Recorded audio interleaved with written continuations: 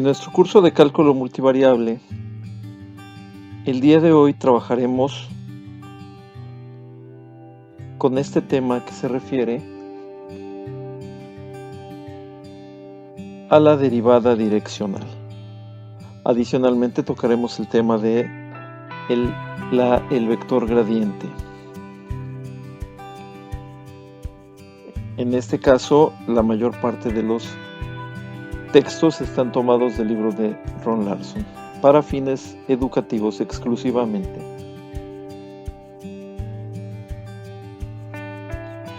En el mapa que va a aparecer a la izquierda se muestran las líneas isotérmicas, que son una especie de líneas semejantes a las curvas de nivel y que nos indican los lugares que tienen la misma temperatura.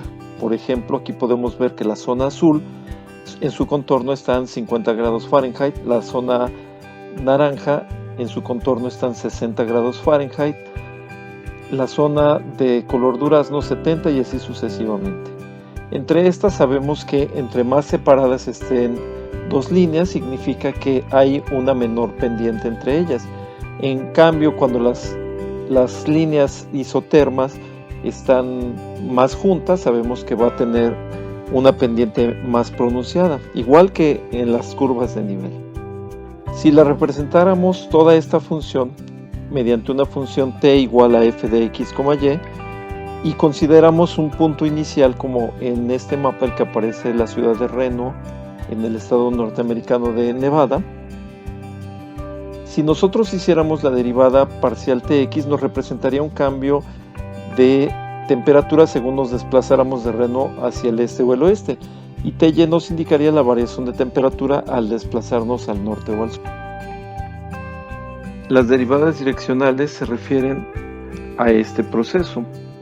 No es lo mismo la forma en que se determina una pendiente o una variación hacia el eje de las X que hacia el eje de las Y. Por ejemplo, en este caso, en este esquema, vamos a imaginarnos que queremos determinar las pendientes sobre el eje de las X con respecto al eje Z o paralelas al eje de las X. Todas estas tendrían que ser planos paralelos al eje X, al plano XZ, y que en todos los casos cortarían al eje de las Y en diferentes valores. Si yo quisiera saber las pendientes en el eje de las Y con respecto al eje Z y en todos los lados paralelos al plano YZ, necesitaría cortar con planos paralelos a este. Entonces estos planos, si yo quiero hacer un plano paralelo al plano XZ, solamente va a cortar en Y, y los que yo quiera hacer paralelos al plano YZ tendrían que ser todos paralelos al eje de las X, cortando al eje de las X. Entonces esto nos permite determinar, cada vez que hiciéramos uno de estos cortes, vamos a encontrarnos una línea como esta, que no es la misma en el sentido hacia el eje de las X que en el sentido hacia el eje de las Y, y tampoco si fuera desde el punto más alto hasta un punto intermedio en el plano XY. Entonces se puede determinar la pendiente en dos direcciones diferentes. Por ejemplo, la pendiente en la dirección de Y está dada por la primera derivada parcial de la función con respecto a X, y la pendiente en la dirección X está dada por la primera derivada parcial de la función con respecto a Y.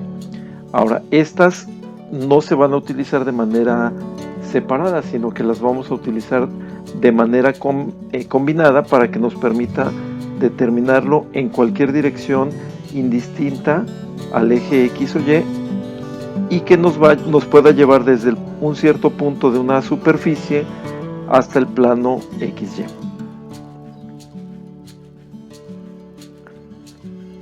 Esta derivada direccional está en función de un parámetro t, que nos implica conocer qué tan lejos está un punto de otro o qué tan alejado está del origen.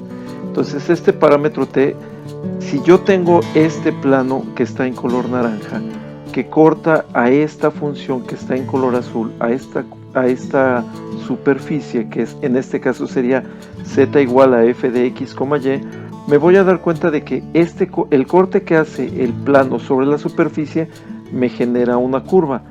esta curva tendrá un punto de tangencia que podría ser la función z evaluada en este punto P, nos daría esta coordenada para z.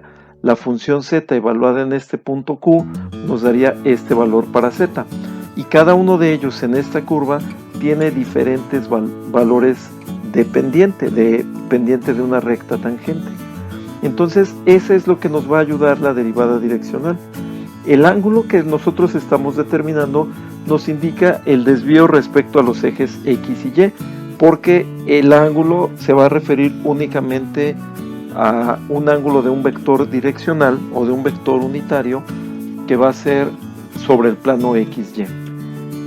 A través del cociente de Newton nosotros podríamos encontrar el valor de esta derivada direccional de la función f en la dirección del vector unitario u, y entonces podríamos utilizar esta fórmula haciendo todo este desarrollo. Sin embargo, lo podemos hacer de una forma más sencilla, al igual que lo hicimos con una variable. Cuando queremos encontrar una derivada, no en todos los casos utilizamos el cociente de Newton. En realidad estamos utilizando las fórmulas que son más sencillas de trabajar. Entonces vamos a buscar aquí una fórmula que sea de batalla, que nos permita trabajar de una manera más sencilla y que nos permita encontrar las derivadas direccionales sin necesidad de utilizar la definición anterior. Entonces esta sería la forma más sencilla.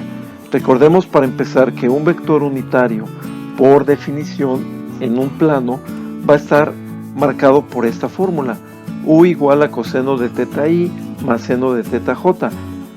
La magnitud de este vector es los componentes i y j sumados pero antes elevados al cuadrado, es decir, coseno cuadrado de teta más seno cuadrado de teta, y por definición es una identidad que vale 1. Entonces la magnitud de este vector u es igual a 1, y por tanto simplemente en un vector unitario el valor que multiplique ahí sería el valor del coseno de teta, y el valor que multiplica j será el valor del seno de teta. En un vector espacial unitario necesitaríamos coseno de alfa, coseno de beta y coseno de gamma, que son los cosenos directores en el espacio. De esta forma tendríamos la derivada direccional de la función f en la dirección del vector unitario u va a estar dada por la primera derivada parcial con respecto a x por el coseno del ángulo, más la primera derivada con respecto a y por el seno del ángulo, o en todo caso las componentes del vector unitario. Vamos a ver un ejemplo. Vamos a encontrar la derivada direccional de esta función z, que en este caso es la que nos marca la superficie en el espacio, en el punto 1,2. Este es el punto donde se va a analizar, en la dirección de este vector unitario. Esta es la dirección en la cual nosotros vamos a establecer un plano de corte. Vamos a empezar primero por las derivadas parciales. Son muy sencillas. La primera es con respecto a x es menos 2x, con respecto a y sería menos 2/4 de y, o simplificado menos 1/2 de y. La derivada direccional, que es la derivada en la dirección del vector unitario u, está dada por esta fórmula, que es la que acabamos de ver, y simplemente me quedaría esto: menos 2x coseno de teta más menos 1/2 de y por el seno de teta. Sustituimos los valores que conocemos, que en este caso serían x igual a 1, y igual a 2 y teta igual a pi tercios, y nos va a quedar este valor: menos 1 menos raíz de 3 sobre 2. Lo puedo establecer así o lo puedo poner en forma decimal, y nos encontramos que este es el valor de la derivada direccional. Esta derivada direccional nos indica la pendiente de una recta tangente a la curva que se muestra o que se forma al cortar una superficie con un punto.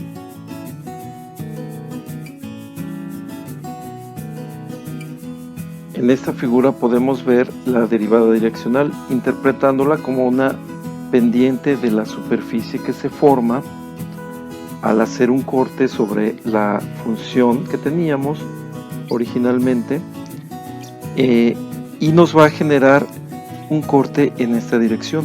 Y aquí en este punto que tenemos como 1,2,2, calculamos la pendiente de una recta tangente y eso nos da la derivada direccional. Es un valor numérico. Y aquí podemos ver incluso el ángulo, que es pi tercios, es paralelo sobre una línea paralela al eje de las X, recordando que ese ángulo va a ser con respecto, o se va a manejar directamente en el plano XY. Si no tenemos un vector unitario y se nos da solamente un vector de dirección, debemos calcular primero el valor del vector unitario, recordando que para calcularlo se divide el vector entre su magnitud, y la magnitud la conocemos como raíz cuadrada de la suma de los cuadrados de sus componentes, y no olvidando nuevamente que el vector unitario está en el plano XY. Veamos este ejemplo: encontrar una derivada direccional para esta función z en el punto 1, pi medios y en dirección de este vector v. Este vector nos damos cuenta de que no es un vector unitario, entonces podemos calcular primero el valor del vector unitario que lleva esa misma dirección, y simplemente decimos es el vector 3i menos 4j entre su magnitud, que se calcula como está allí indicado. Al final nos quedaría 3/5 de i menos 4/5 de j. Esto específicamente, cada uno de ellos equivale a coseno de teta y a seno de teta. Entonces coseno de teta sería 3/5, seno de teta menos 4/5. Las derivadas también son muy sencillas: 2x seno de 2y y 2x cuadrada coseno de 2y. Al sustituir en nuestra fórmula tendremos estos valores directamente: f de x, y, coseno de teta más f de la derivada con respecto a y por el seno de teta. Sustituimos tanto x como y los valores que corresponden a esto para que nos dé un valor de 8/5. Nuevamente es un valor numérico. Y aquí vemos la representación que tendríamos. Sería la pendiente de esta línea recta que tenemos aquí marcada.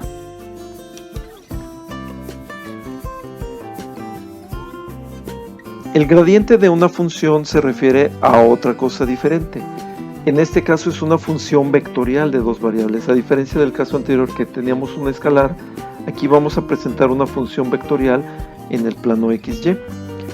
Y nos damos cuenta que tenemos una función vectorial, pero una función general para todos los puntos del plano XY, pero una individual para cada uno de los puntos que forman este plano. Vamos a ver esto cómo se forma. Tiene algunas aplicaciones, pero primero necesitamos saber cómo se desarrolla. Por definición sería esto: si tenemos una función z de x y de y que tiene derivadas, primeras derivadas parciales que existen, su gradiente es un vector que está marcado por esta letra que se conoce como nabla, se lee nabla f, o se conoce también como gradiente de f de x, y. Entonces en las figuras que vamos a ver, para cada punto tenemos un valor diferente, que no es un vector en el espacio, es un vector que se ubica sobre el plano XY. Veamos un ejemplo. Vamos a encontrar el gradiente de esta función en el punto 1,2. Primero vamos a encontrar la función vectorial. Y es muy sencillo, solamente tenemos que encontrar sus derivadas parciales con respecto a x, con respecto a y después sustituir, y nos quedaría en esta, para encontrar nabla, que es el gradiente, solamente sustituimos las derivadas. Esta sería la función vectorial. En la función vectorial aparecen marcadas todas las variables, y entonces al sustituir diferentes puntos podemos encontrar valores de vectores de gradiente para la función en cada uno de los puntos que nosotros queramos. Por ejemplo, en este valor 1,2, el valor del gradiente será 6i más 4j, que es un vector. En este caso es un vector específico y el que tenemos más arriba es la función vectorial. Dato importante, el gradiente es un vector, la derivada direccional es un escalar. Y entonces podríamos calcular la derivada direccional a través del producto punto, que es este, también se conoce como producto escalar. Si tenemos el gradiente en un determinado punto y conocemos la dirección, simplemente la derivada direccional en la dirección del vector unitario dado es multiplicarlo en producto punto con el gradiente. Ejemplo, vamos a encontrar la derivada direccional de esta función en el punto P en la dirección PQ. Nos dan los valores o las coordenadas de P y de Q en el plano XY. Ahora vamos a empezar al revés por las derivadas parciales. La derivada de X, primera derivada parcial es 6x, la primera derivada parcial con y es menos 4y, y la derivada, el gradiente como función vectorial sería 6xi menos 4yj. Y en el punto dado tendríamos un vector de gradiente de menos 9 medios y más 0j. Ahora, el vector PQ se obtiene restando el valor terminal, que es Q, menos el valor inicial, que es P, porque tenemos la dirección PQ. Nos quedaría 0 menos 3 cuartos i más 1 menos 0j, que equivale a 3 cuartos de i más j. Este vector no es unitario.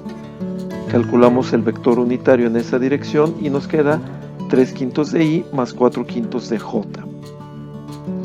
Y al hacer el producto punto, para encontrar la derivada direccional, simplemente multiplicamos los valores de i y los sumamos con el producto de los valores de j. Menos 9 medios por 3 quintos más 0 por 4 quintos. Esto nos daría menos 27 décimos. Entonces, en este solo ejercicio pudimos calcular las derivadas, la derivada direccional, la función vectorial que me representa el gradiente en un punto específico. Todo eso en un solo ejercicio. Recordando entonces nada más que el vector a veces no es un vector unitario.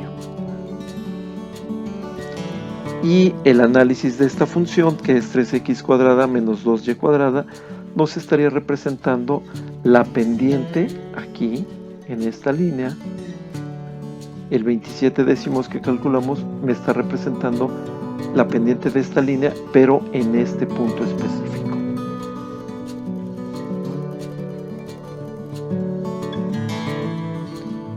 Hay algunos ejercicios que están aquí. Vamos a encontrar primero la derivada direccional, después vamos a encontrar otra derivada direccional, pero ya en función de un vector unitario. Aquí lo único que cambia es el ángulo, pero es un vector unitario ya. En este vamos a encontrar el gradiente en la dirección dada, y en este en la dirección PQ. Gracias por su atención, es todo por este.